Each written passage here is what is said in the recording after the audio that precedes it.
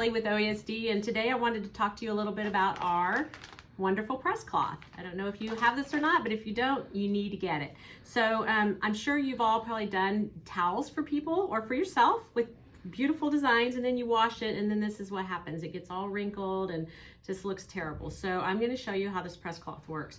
You lay it on your ironing surface. You lay your embroidery face down, okay? And you can starch it, steam it, whatever you want to do. But what happens is when we press this, the embroidery is going to sink down into the cloth, and the rest of the towel is going to just lay nice and flat. So this one's pretty wrinkled because this is linen.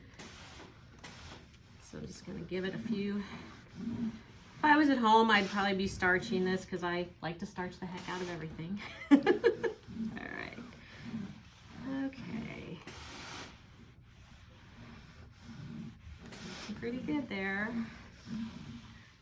So it's different from other press cloths because you're putting everything face down. Usually the press cloth goes on top, but this one goes on the bottom. And so you just let it cool a minute, and then when you flip it over, you can see how beautiful that turned out.